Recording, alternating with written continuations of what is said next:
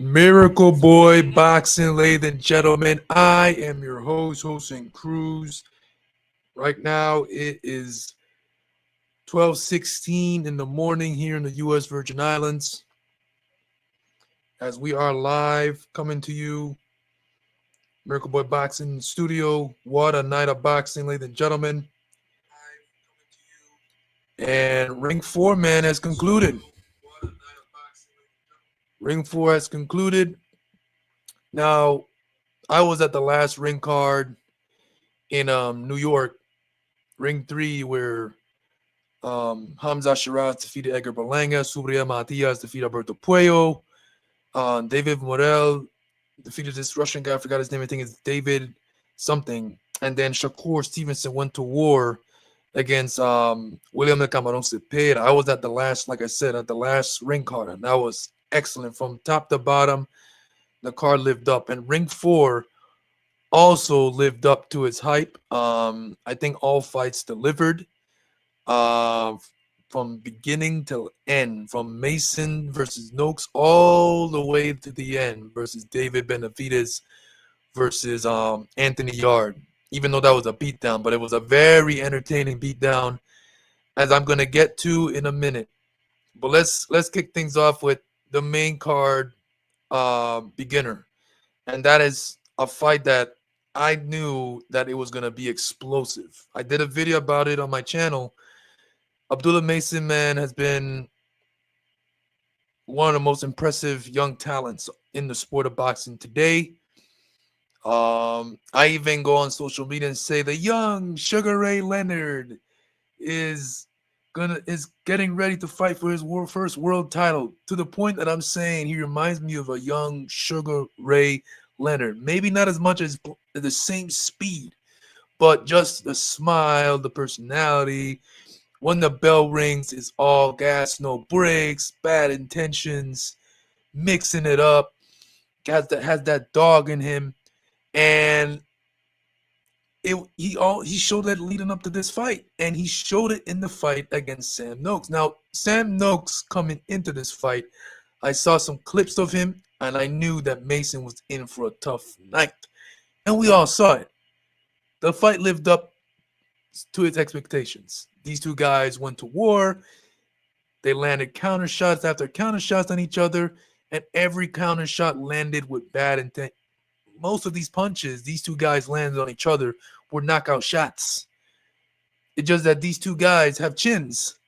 Mason has always shown grit, got dropped by Johan Vasquez. He showed heart, that he was able to take a punch and return fire and return the same medicine against Johan Vasquez, and he showed it in this fight. The same heart, the same grit, because he needed to show it against Sam Noakes. It was two young guys in there, undefeated, ranked number 1, number 2. It was for the vacant title that Keyshawn Davis left, and it was the best fight on this card, man. Even though a lot of the fights here delivered, this fight was the best. This fight was a show stealer. Abdullah Mason has lived up to his hype, and the new WBO lightweight champion of the world, man. It is officially the Abdullah Mason era. Some say he lost the fight, but I don't think he lost the fight. This fight could have gone either way for me. It was nip and tuck from the get-go. Both guys delivered. The fight lived up. It was a great action fight. Now the question is, how will Abdullah Mason do with the other champions in the weight class? You got the IBF champion Raymond Murataya, who's going to be taking on Andy Cruz in a hard fight. That's a tough fight. I can see Andy Cruz giving Raymond Murataya a boxing lesson, and unless he stays in the pocket throughout the fight against Raymond Murataya can do damage and land a fight-ending shot. But in terms of skill, I think I can see Andy outboxing Raymond Murataya. I thought Tevin Farmer outboxed him in that fight and won it, but they didn't give it to him. It is what it is. So you got IBF champion Raymond Muay Thai. And then you got WBC champion Shakur Stevenson, who after the fight said, "I'm the best lightweight in the world. You all gotta chill." After Abdullah Mason put on the performance of a lifetime. And here comes Shakur ruining his moment that you guys gotta chill. I'm the best man. I'm the champ, right? I'm the best fighter in the lightweight division. He is a WBC champion. Shakur, man, he's one of the skilled fighters in the sport today.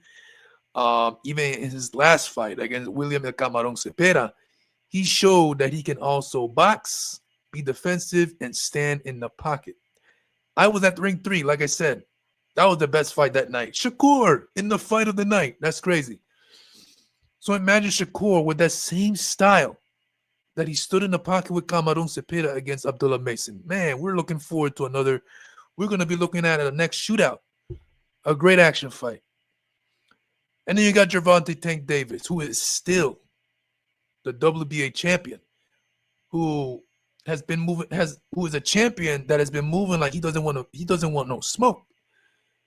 You know, and that's the thing though, Tank, man. I mean, Tank he's disappointing in this very moment, man. He has the talent, he has the punching power, he's one of the face of boxing, the most popular fighters in the sport, and he doesn't want to fight the best.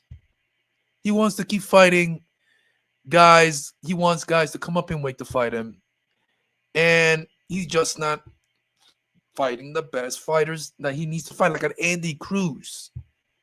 Fight Shakur. Fight now Abdullah Mason, man. He got challenges for him. He wants to fight. He wants to accept a Jake Paul. I mean, we all know the fight's not going to happen, but that was supposed to be the next move. Then this whole domestic violence against women came about again. Another thing that Tank looks like he loves to do. I don't know if it's true or not, but that was the reason why the fight got canceled with Jake Paul. But Abdullah Mason, man, 20-0, 17 electrifying KOs, man. The young man, the youngest boxing world champion in the sport. That says a lot, man. That says a lot. Says a lot, and he has lived up to his hype. Let's see how this championship reign for Abdullah Mason ends. How much title defenses will Mason get? We don't know, man, but he has the goods to make some title defenses. You know, it's going to be hard to keep Mason to take that title from Mason. He can take a shot. He can fight back. He got punching power. He got ring generalship. Total package. The next fight I want to talk about is, man, Jesse Bam Rodriguez annihilated Fernando Martinez. Fernando Martinez, before I get into Jesse Bam Rodriguez, Fernando Martinez was no slouch coming into this fight. He was no slouch. He was Argentina's best fighter in quite some time. He was coming in as a champion as well. It was a unification showdown. Undefeated, 18-0, 9 KOs. Volume puncher, aggressive, tough, durable. On his resumes, he got 2 wins over Herwin Ancajas, who was the IBF champion, and they fought twice, like I said. And Fernando Martinez in the first fight, we all know what happened. Fernando shredded him like a paper shredder, and more or less did the same thing in the rematch. And then he did it to Kazuto Ioka, who was one of Japan's best fighters for quite some time, beat him twice. So here he comes now, a couple more wins after the Ioka fight, and then now here he comes with Bam Rodriguez. And Bam Rodriguez is, and I've said it many times, he is San Antonio's greatest fighter ever. You got Jesse James Leija on there. You got Mario Barrios, who's the current WBC champion. But out of all the fighters that I've seen fight out of San Antonio, Jesse Bam Rodriguez is the king of San Antonio, El Rey. And not only he's the Rey of San Antonio, but he is one of the greatest fighters to ever put on a pair of gloves. And for me to say that at a very young age, Bam is what, 23, 24, 2 division world champion, now is on his way to become undisputed bantamweight champion of the world. And the thing is, he only has one champion left in his way. And before I even get into that champion, let's talk about the performance. Jesse Bam Rodriguez has been turning in performance after performance after performance, and the performances be so good, you just don't know which one was better. Jesse Bam Rodriguez did what he wanted against Fernando Martinez, who is no slouch, who is a tough volume puncher, good power, one of Argentina's the best fighter out of Argentina in quite some time. And Jesse Bam Rodriguez took him to school, did what he wanted, stopped him. Who the hell stops Fernando Martinez? No one has ever done it. Much less beat him, and Jesse Bam Rodriguez did it no problem. Like the commentator said, it was a sparring session. Bam got footwork, he got good timing, good speed, good power, switch stances, sidestep.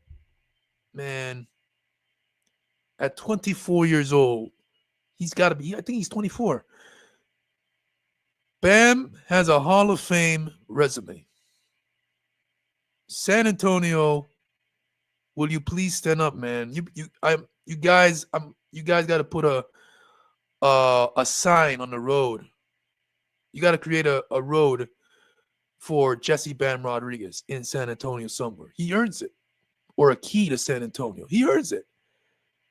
You know, TKOs Fernando Martinez in a beatdown, man. It was not even competitive. You know, it was not even competitive. They were saying Fernando Martinez is going to come in there and give Bam a hell of a fight. He tried, but skills pays the bills, man. Is the old saying. Oh, man. What's next for Jesse Bam Rodriguez? Well, there's only one champion left in front of him. And we're talking about Wiliberto Garcia, the IBF champion out of Mexico, who is in line now to fight Kenshiro Teraji, who is one of the greatest fighters to ever come out of Japan. On December, I think it's the 17th of next month. And if somehow Wiliberto, I think that's his name, Wiliberto beats Kenshiro and fights Bam, Bam beats him no problem. Styles make fights. Garcia's too slow. He's a bit awkward. He throws wide shots with power. He's aggressive. But that he can pay for the aggressiveness that he does because Bam is a hell of a counterpuncher. And he's going to time Garcia coming in too slow, too flat-footed. Garcia is going to be Bam Rodriguez is going to be too skilled for him. So when I looked at tape of Garcia, I said, nah, this ain't it. This ain't going to do it. Nah, Bam's got this. But he might not even make it to Bam. Kenshiro Teraji may just beat him. And the thing is, if Kenshiro beats him, then you got Jesse Bam Rodriguez versus Kenshiro Teraji. You got two future Hall of Famers fighting each other to become undisputed champion in the weight class. Jesse Bam Rodriguez against one of the greatest Japanese fighters of all time. So I feel even if we don't get that Garcia versus Bam fight, we're going to get Bam versus Kenshiro, which is an even better fight on paper. That's crazy. That's when I saw that, I was like, maybe Kenshiro may end up fighting Bam. I'm like, holy shit. That's insane. But what a performance. Class, man, tells over time. And Fernando was a tremendous fighter coming in, a champion, a very proud warrior. And Bam took him to school, did what he wanted to do with him. It was just a clinic. Let's talk about the welterweight championship fight, ladies and gentlemen, that took place before the main event, the co-main event. Highly anticipated welterweight showdown. One of the most highly anticipated welterweight showdowns in recent memory. You got on one side Devin Haney, who came into the fight 32-0, who was jumping up another division. 2-division champion coming in, now 3-division because he defeated Brian Norman Jr. by unanimous decision. Now 33-0. He has shut a lot of mouths. Now, I'm one of those that he shut up. I was one of those that said Brian Norman Jr. is gonna knock his ass out like he did Jin Sasaki, make Haney's head bounce off the canvas. And that didn't even come close to happening. What happened was Haney dropping Brian Norman Jr. Like, what the que carajo? That was an upset in itself. Haney dropping Brian Norman Jr.? What? You got to be kidding me. That was a shocker. I was shocked. And to the point that Brian was really hurt. Haney, who's not known as a knockout artist or a power puncher, just was able to drop Brian Norman Jr., who was a younger, stronger fighter in this fight, and the champion, who was the favorite. What a performance by Devin Haney! Besides dropping Brian Norman Jr., because that was just the beginning. Devin Haney used his jab. He timed and countered Brian Norman Jr. at will repeatedly. He boxed smart. When Brian Norman Jr. came in a bit close, he held, did what he needed to do, allowed the referee to come in, separate them. A lot of people saying Haney likes to run. I was one of those. He did not run in this fight. He circled Brian Norman Jr. all throughout the fight. He circled him. He did not run. He did not jump in his usual roller skates like it's ATL on that roller skating stage in that fight. He circled Brian Norman Jr. He popped his jab repeatedly, countered with the left hook, drove a right hand repeatedly at times, and he boxed smart. Brian had some moments, he landed some good body shots, nice jab, but Haney put on one of the best performances of his career. Now he is a 3-division champion of the world, the new WBO welterweight champion of the world. Wow, that busted up Brian Norman Jr. pretty good. Busted his nose. I think he probably broke it.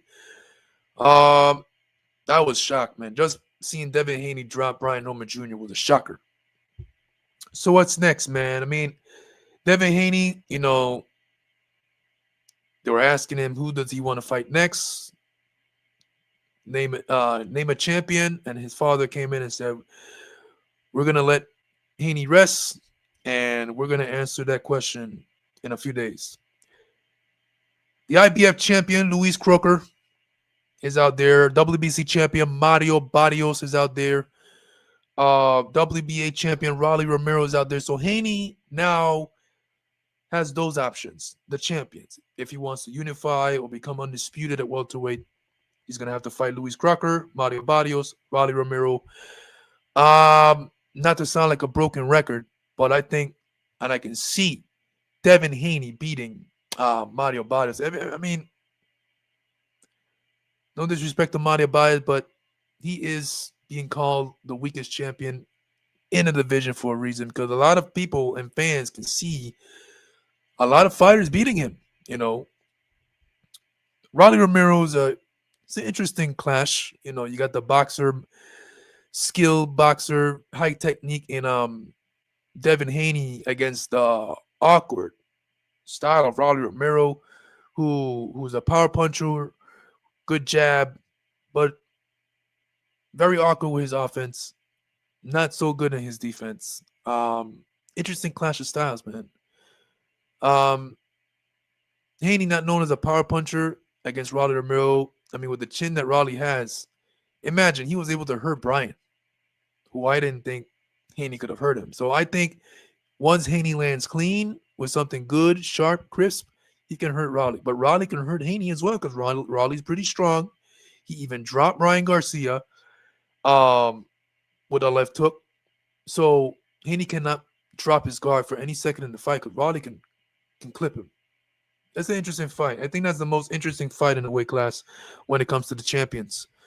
So yeah, guys, let me know what you guys think in the comment section below. Devin Haney, man, regardless of what you want to say, how much you hate him or not hate him, put on one of the most. I think he put on the performance of the night with Bam Rodriguez. I think is one of the performances of the night, or even in his career. So congratulations to Devin Haney, man. The dream continues. 33-0 now. Now a 3 division world champion, winning titles at 135, 140, now at 147. Main event time. The fight that everyone bought a ticket for and paid their pay-per-view for. I mean, pay-per-view, everyone paid their pay-per-view not only for the main event. They paid because they paid for the card, man. Every fight on the card was main event worthy. Any of these fights could have main event their own show. But thank you to Mr. Excellency Turki Al-Sheikh for bringing these awesome cards, man. So, main event, 2-time super middleweight champion of the world and the current WBA regular WBC light heavyweight champion of the world, David the Mexican Monster Benavidez, 31-0, 25 KOs, defeating and stopping Anthony Yarde. Now, Anthony Yarde, man, who's known for giving Kovalev good fights and Beterbiev, was coming in as a stiff challenge for Benavidez. You know, strong, hard puncher, naturally the bigger guy. And it was advertised as a light heavyweight shootout. You know, these two guys were being interviewed, and they said they're going to go in there and give the fans a war. David Benavidez says he's coming to give the fans a great fight. We're going to go to, if he wants to bang, we're going to bang. You know, the minute I see he wants to bang, we're going to bang. And, you know, whatever it takes, man, you know, I'm going to die in that ring.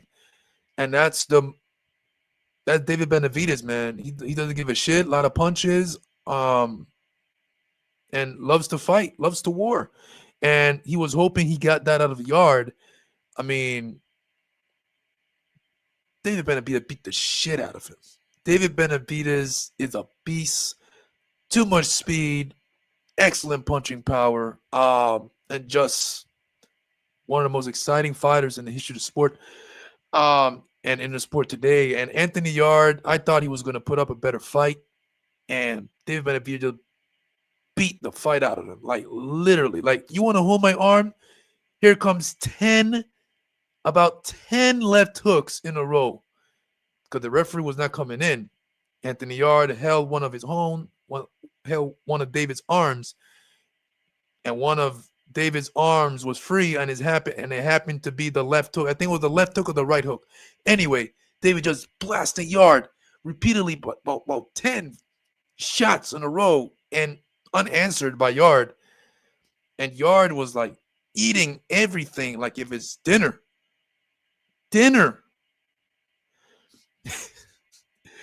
That is insane. I mean, that shows the chin of Anthony Yarde. Like I said, he took some big shots from Artur Beterbiev in that fight, and Kovalev. So he has a solid chin. Tough guy. But David Benavidez broke him down, beat him up in a savage way. I don't think Anthony Yarde is taking that much punishment in a fight. To the point, right before the referee comes in and stop it, David froze Anthony Yarde for like a second. Like, his knees buckled and he froze. And then the referee just, you know what? We had enough. David Benavidez, he's going to be a problem for anyone. I don't care who it is. You know, this is why Terence Crawford's team did not entertain a David Benavidez fight. Oh, he's too big. Man, you guys are at 168 now. David Benavidez is a 2-time 168-pound champion, former. And he was at 168 for quite some time. And Turkey wanted him to come back down.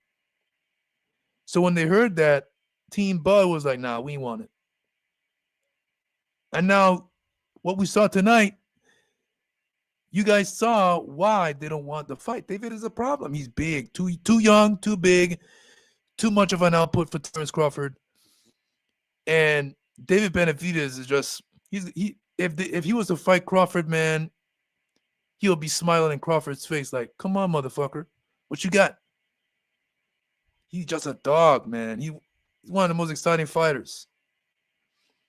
And now he wants to go up to cruiserweight to fight Gilberto Suldo Ramirez, who is the cruiserweight champion of the world, on Cinco de Mayo weekend. You know, Canelo is kind of declining, and he wants to take over as the next Mexican superstar.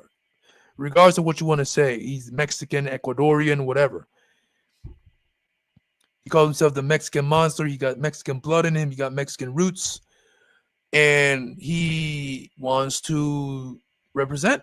You know, when David Benavidez comes into the ring, he walks in with a Mexican flag. You know, he's Mexican American. He's Mexican. You know, if he didn't believe he's Mexican, he wouldn't have wanted to fight on Cinco de Mayo weekend or Mexican Independence Day. He said he wants to take over those weekends, man. He wants to be the man for it. So yeah. Let me know what you guys think so far, ladies and gentlemen, on the Ring 4 card. To me, it was a hell of a card from top to bottom. Abdullah Mason and Sam Noakes, to me, they stole the show. To me, they had the best fight of the night. Then you got Jesse Ban Rodriguez turning in one of his best performances of his career, dismantling and stopping Fernando Martinez. You got Devin the Dream Haney outboxing and dropping Brian Norman Jr.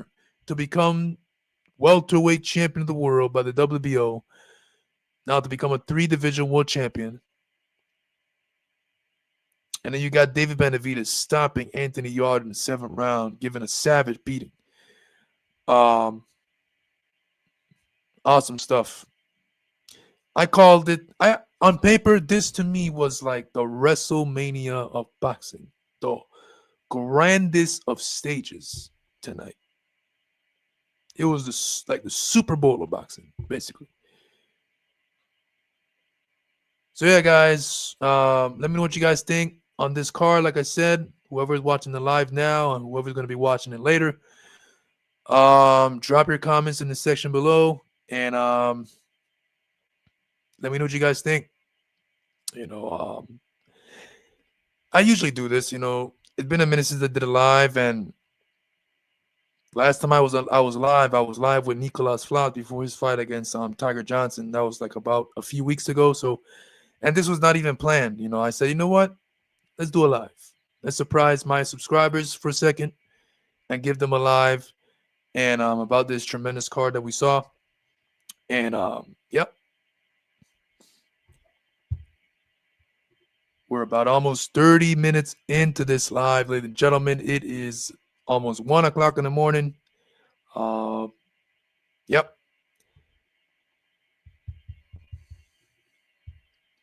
What a tremendous night of boxing, ladies and gentlemen. Ring 4 is in the books, like I said earlier in the live. So yeah, guys, let me know what you guys think on these fights that happened. What's next for each fighter that won on this card, man? I will be looking forward to their next fight. I know, like many of you guys also as well. Miracle Boy Boxing, ladies and gentlemen. I am your host, Hosting Cruz. Don't forget to like and subscribe to my channel. And it's always a pleasure to sit down right here and talk to you about boxing. And I'll see you guys in my next video or live. Peace.